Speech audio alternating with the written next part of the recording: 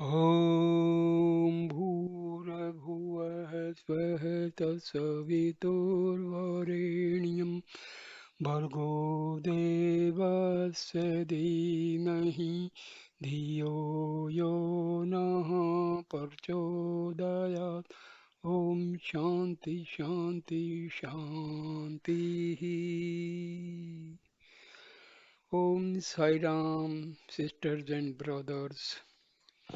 I am giving you one video on the topic Know Thyself, then you will know everything. This message was given to the students in Prashanti Nilayam on New Year Day, 1st January 2009. And here is the message given by Satya Sai Baba to the students in Prashanti Nilayam. Om Sai Ram. The sun appears serene and peaceful. The days have become shorter and the cool wind is blowing.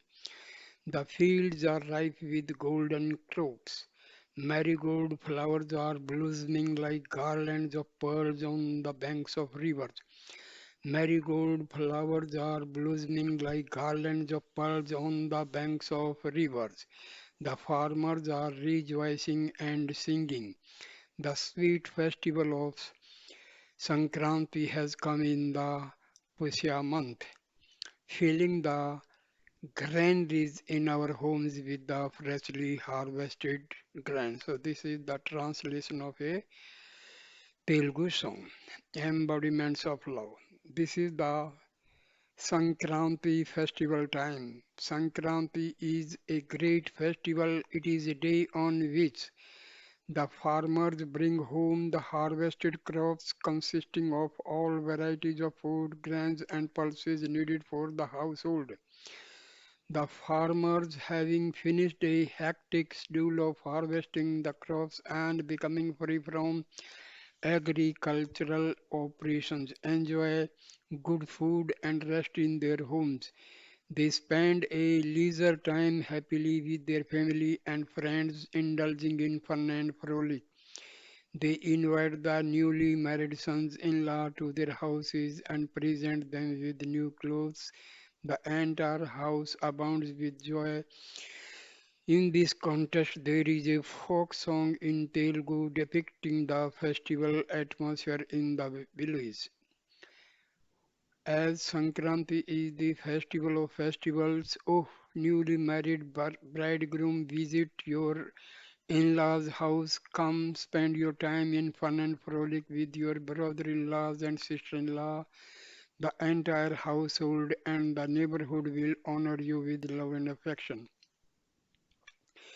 In the earlier days, the means of transportation were not much developed. The son-in-law used to visit their in-laws' houses by walk or on bullock carts. Hence, the entire village used to shower a lot of affection on them and respect them by attending to their needs. They used to be fed with a variety of tasty dishes. The Sankranti festival is also an occasion when the bullocks are decorated elaborately and taken to various houses in the village. The bullocks are worshipped and fed sumptuously as an expression of gratitude for all the hard work they have done in the fields. Even the bowing members of the household are feted. A symbolic marriage is performed between a pair of bull and cow, naming them Rama and Sita. They are taken along the streets and made to dance to the delight of everyone. The cow named Sita is asked Rama is black, do you like him? Sita would swing her head in disagreement. Then she is consoled. Please do not say no. Rama is great, he is handsome and respectable. Then Sita would nod her head in agreement. An elder brother watching this beautiful show invites his younger brother to witness this symbolic marriage and offer gifts to the couple thus. Oh, my dear brother, here comes the Gangri Dasu. Come, let us go and see him. He wears a silver medallion and a waist bell. He carries a decorated staff and wears special marks on his forehead. He brings with him the richly caparisoned sacred cow and bull and perform their marriage. Let us see the marriage ceremony and offer our gifts. Thus, the Sankranti festival is celebrated in the village with a lot of religious fervor and fun.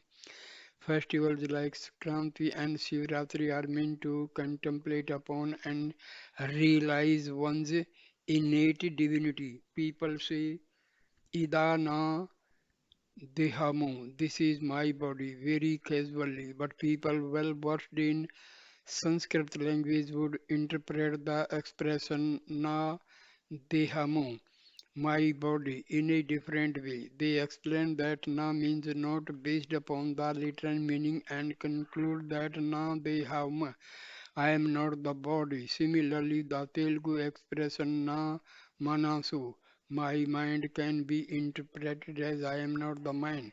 The same is the case with buddhi, intellect. The sum and substance of all these expressions is I am not the body, I am not the mind, I am not the buddhi, etc. In the same logic, one has to maintain a state of perfect equanimity, unaffected by pain and pleasure at all times, affirming these sorrows and difficulties as well as happiness and pleasure are not mine, I am beyond these dualities. It is my body means I am different from the body. When you consider yourself as separate from your body, why should you feel the pain of it? The situation, however, is that you are unable to bear the pain caused to the body, hence, you remain at the level of a human being only. You are unable to come out of the delusion of body attachment. As long as you are attached to the body, these sorrows and difficulties as well as pain will haunt you. These are all your own making.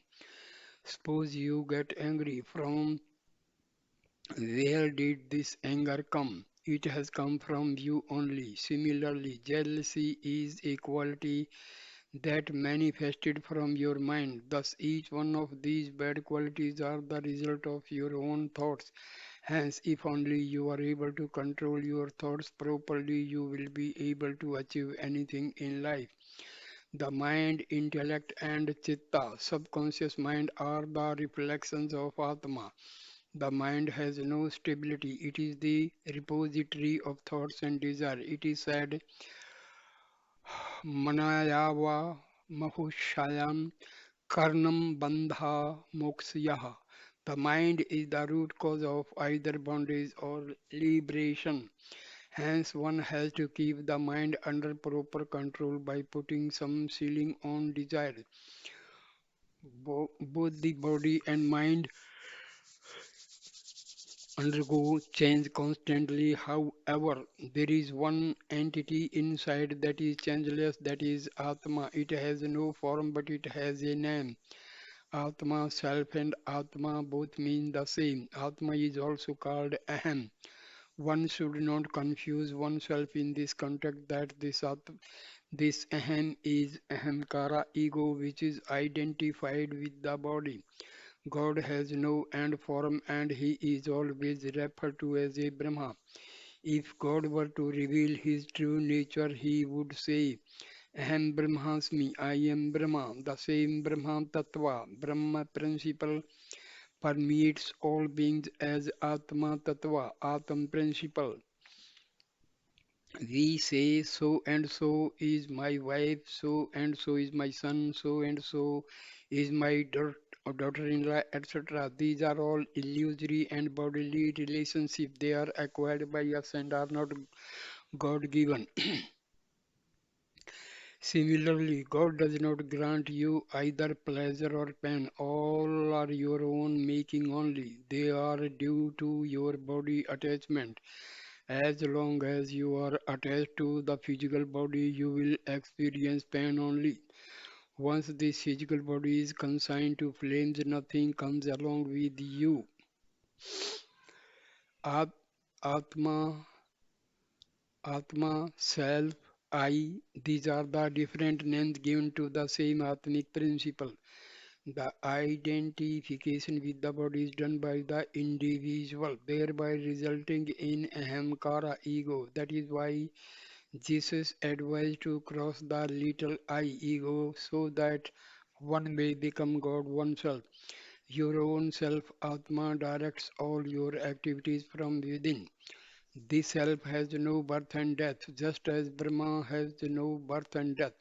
It is eternal, true, and changeless. We have to attach ourselves to such an everlasting principle, not to the constantly changing and ephemeral objects. Suppose you marry a girl, you call her your wife. Prior to the marriage, who was she? Who were you? There was absolutely no relationship between you.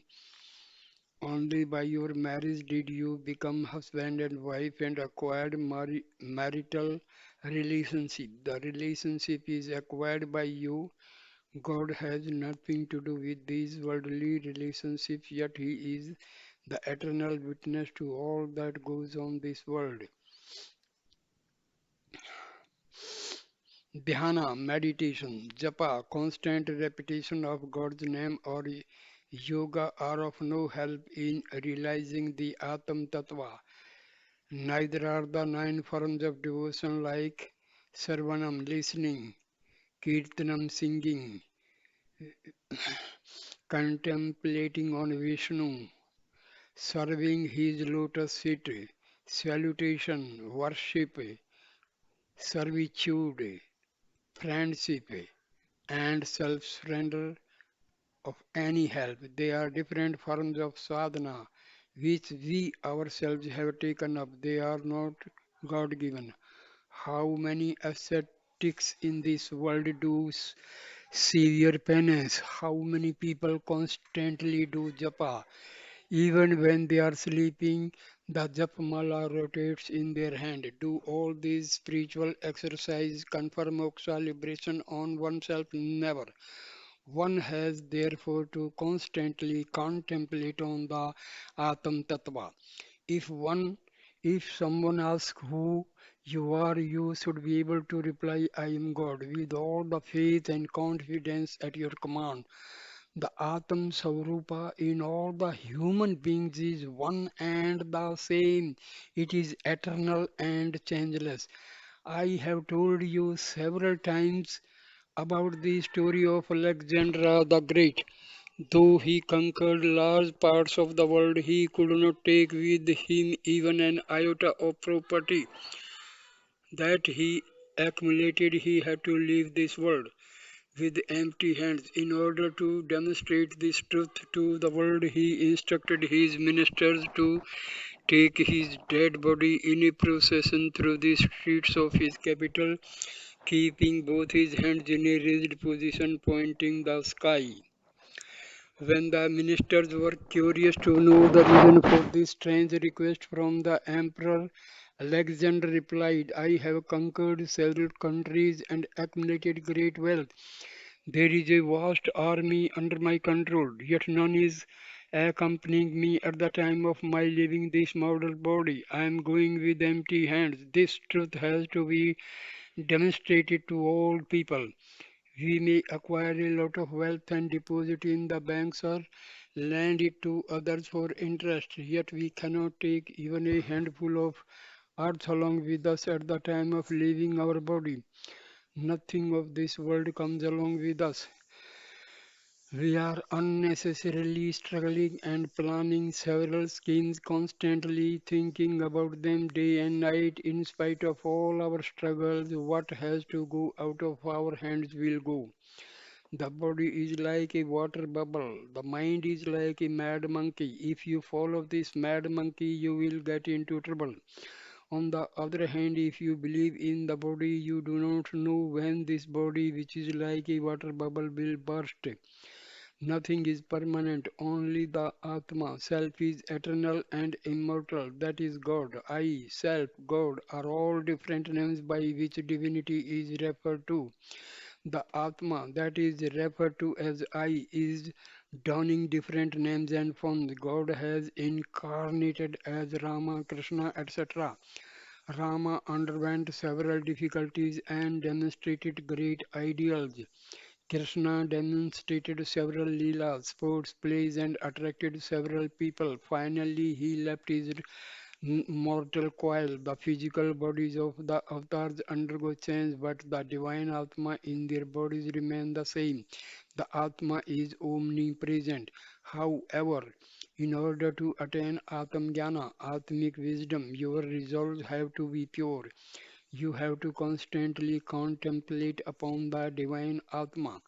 Your thoughts and actions may change, the methods of your japa, tapa, and yoga may change, but divinity will not undergo any change. That's why divinity has been described as nirgunam, nirjanam, sanatana,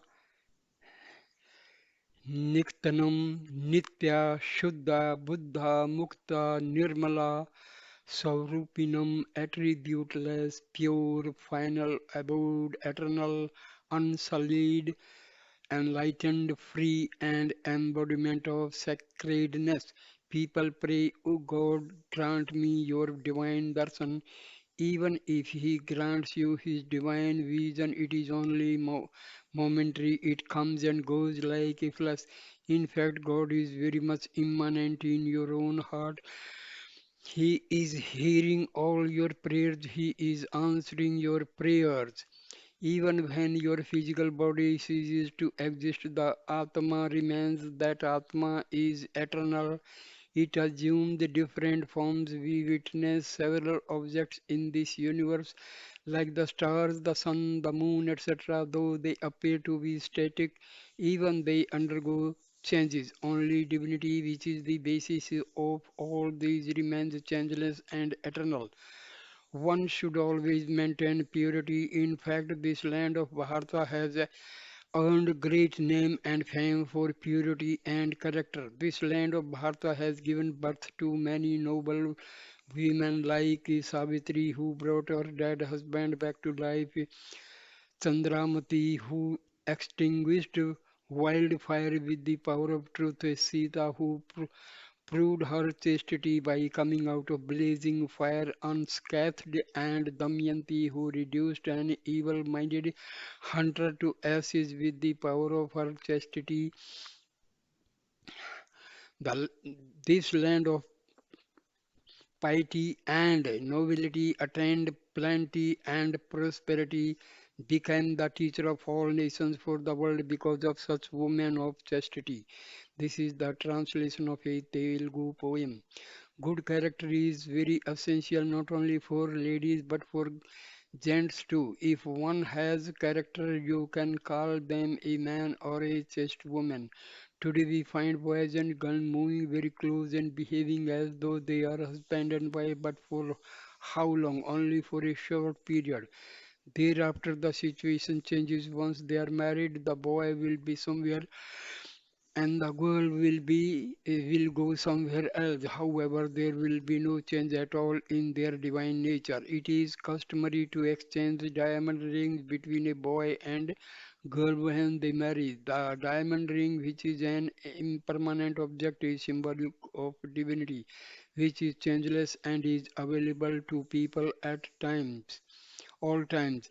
We should safeguard our character like a diamond. It is the custom of even overseas people to exchange diamond rings at the time of marriage. Thus, there is a meaning in every custom and tradition, not only in India but also in all countries. As I have already mentioned above, you see that this is my body. Here, that is na deham. Here, na refers to self in Telugu language, but in Sanskrit, na refers to no. Hence, it means I am not this body. Thus, there is a lot of meaning in every expression. God has thousands of heads, eyes, and feet. You have only one head, whereas God has thousands of heads. What does it mean? All heads in the entire creation are his. Likewise, it is not correct to say that Swami has seen 1,000 full moons, a Sahasra Chandra Darshan. I have seen not just 1,000 full moons, but crores and crores of full moons. As the Veda declares, moon is the presiding deity of mind. You each have a mind. I have been seeing all your minds. I have been seeing the minds of crores of people all over the world. Thus, it amounts to seeing not merely 1,000 moons, but crores and crores of moons. The body sang a song. It is the bond of love that unites us with you. A few minutes ago, you should ensure that this bond of love lasts forever. Outwardly, we may display several qualities, but the inner thoughts or values are only five. Satya, truth, dharma, righteousness, shanti, peace, prema, love, and ahimsa, non-violence. These are innate qualities not superimposed from outside, neither they can be purchased from any shop. They are very much ingrained in the core of our personality. Our duty is to manifest those qualities and reflect them in our daily life. That is educare. On the other hand, education refers to acquiring knowledge relating to the physical and secular world. Truth is eternal. It has to manifest from within. Same is the case with dharma. It is said, dharma moolam idam jagat. In fact, it is Satya Moolam Idam Jagat. Truth is righteousness. All other values are contained in and originate from truth. Love is another quality that is innate in human beings. It should be manifested and shared with one and all. Where there is love, there cannot be hatred. Love transforms itself into non-violence. A person is suffused with love, cannot indulge in any kind of violence. Where there is no love, people cause harm to one another. From truth emerges righteousness. When these two qualities go together, peace is the result. Peace manifests as calm and serene behavior. A person in that state says, I am peaceful. Several people, when asked about the purpose of their sadhana, reply, for attaining peace of mind. But where is the peace? There are only pieces in the outside world. A mother loves her child. She will not forsake her child under any circumstances, even when provoked to get angry. Love drives it away. If non-violence is to reign su- uh, sup- supreme in the world, the quality of love must be cultivated by all. It is not enough if you love yourself. You should love your neighbors too. You must develop the feeling that everyone belongs to you and the same Atma resides as the indweller in all people. For example, there is only one moon in the sky. The same moon is reflected in 1,000 pots. You will see the moon reflected in each of the 1,000 pots separately. Can you therefore say there are 1,000 moons? No.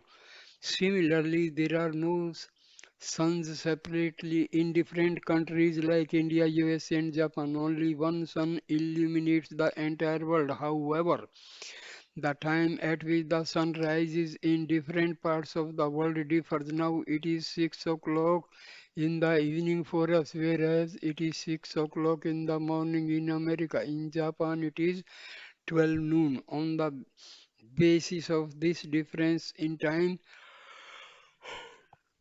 you cannot say that there is more than one sun in the sky. Only one sun illuminates the entire world. Similarly, only one God resides as the indweller in different people. Each one worships him in their own way, ascribing a particular name and form to divinity. Several people are trying to ascertain from me the birthplace of Lord Rama during the past several years, a number of people approached me and pleaded with me, Swami, please tell us where exactly Rama was born. I told them Rama was born in the womb of Mother Kaushalya.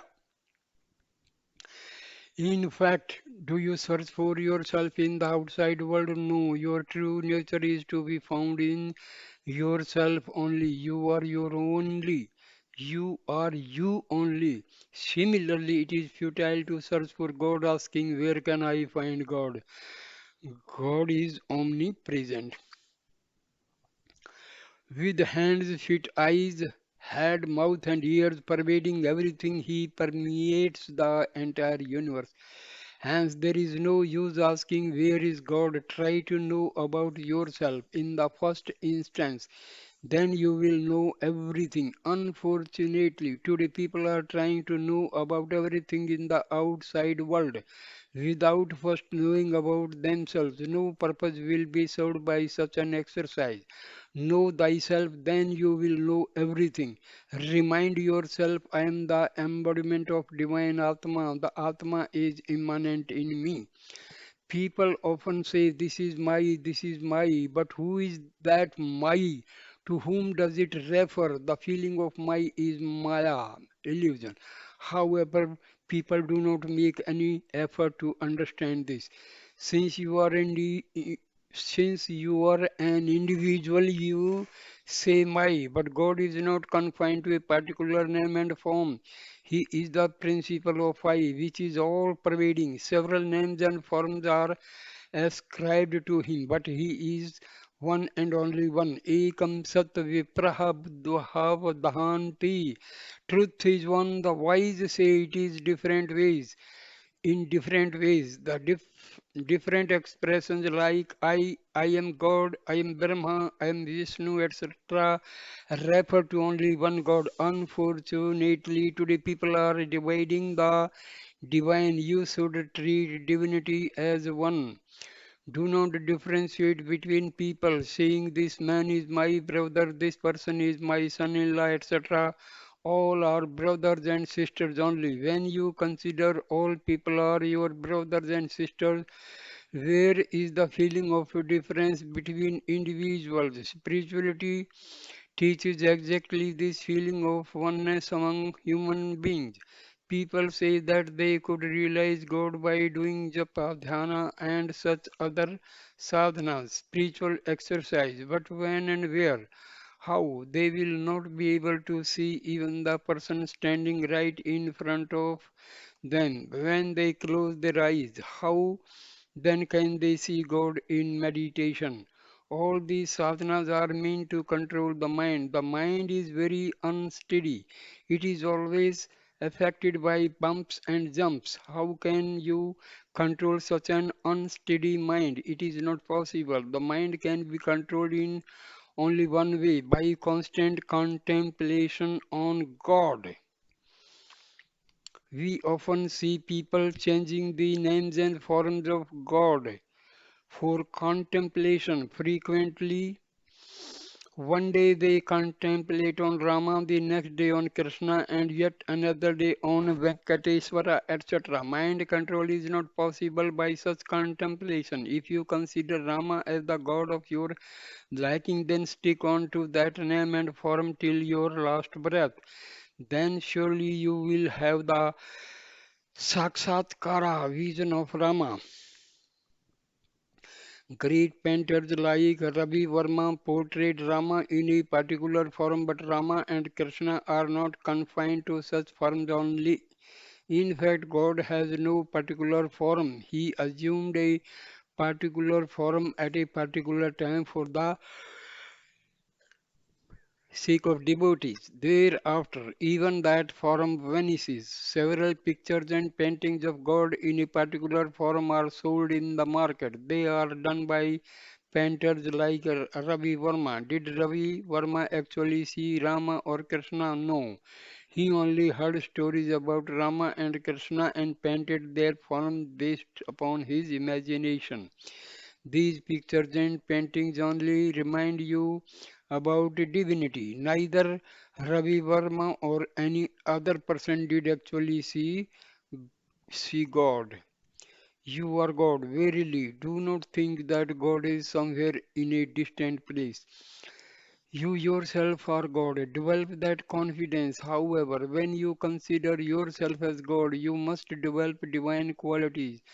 Then only, then only are you entitled to consider yourself as God, since no one had ever explained the nature of divinity in this manner.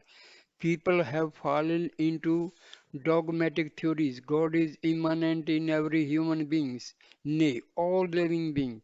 There is no place where God is not present. However, you see, God is present there. In fact, you need not come over here to see God. He is very much present in the place where you reside. Without realizing this truth, people are spending a lot of money and going on pilgrimages. That is not what you are expected to do. Develop the quality of love in you and share it with all. Then all people can become one. All are one. Be alike to everyone. No living being can ever live without love. Living is possible only with love. Hence, develop a loving nature. When you go home, close your eyes and contemplate upon God. You are sure to find Him in your own heart. When you open your eyes to the outside world, you see all the scenery.